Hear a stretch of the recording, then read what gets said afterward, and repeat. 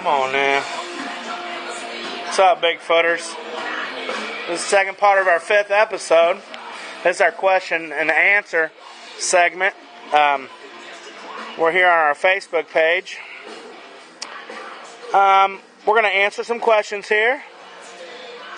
First, we're going to go with Trey Inslee Grubbs. He asked a very interesting question here. I understand the food cycle. I'm unsure of what would be a predator to a Bigfoot, though. Well, here's Jebbert to answer this question. Jebbert? We're back, baby. Welcome to the 5th episode of the MBFO Show. And to answer Trey's question, it's a very good question. I think in the wild, the most obvious answer would be, depending on what region they're in, it'd be packs of wolves or packs of coyotes. Now, even though it's not been documented, I think their biggest threat in humanity is humans. All right, Jebbert. That's cool. Let's go on to the next one. Trey continues on. He's very interested in this, and we appreciate Trey's interest in this. It says, I've heard mosquitoes with West Nile virus are a hit to the Squatch population. I've also heard mosquitoes don't bite black people. I would assume Bigfoot are black-brown under the coat of fur. Wouldn't the similarities between Squatches and black people be enough to stray the mosquito away? Very good question, sir. And I think the Squatch does have a lot in common with apes. And of course, there has been a lot of similarities, they say, with black people and apes. So I think that is a good similarity there. I think the West Nile, I think disease is a big part of what keeps Squatch population down, because they don't have the medicine and the techniques that we have of curing certain diseases. So I think that's what it is. All right, Jebbert. Well, we appreciate it. We're going to answer more questions in just a few minutes. Thank you guys for watching.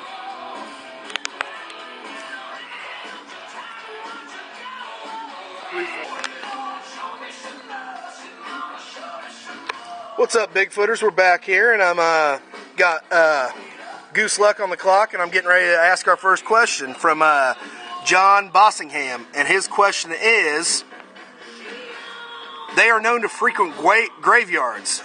What are your thoughts on that? Well, first of all, I'd like to thank John Bossingham for his interest in the MBFO and his generosity in actually offering us to come out and do some squatching on his property. So thank you, John, for that.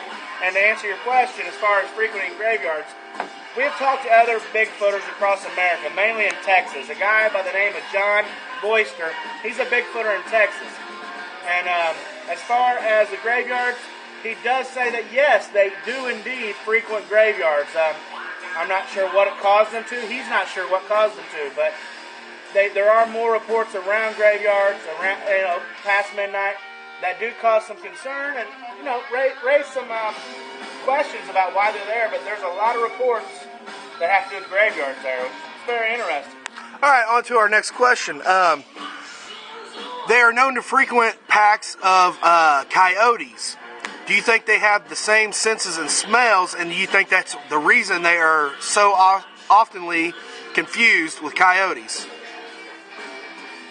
Well, I think as far as the sense of smell and the outdoor sense of just being out there, I think it does. I think there's similarities. I think as far as getting confused with coyotes, I think it's more to do with their call, the way they sound. The call of the Bigfoot, there's a certain scream that we've demonstrated in the past on the MBFO. That causes similarities, that they get confused with coyotes. So, once again, thanks, John, and we're going to be back for long.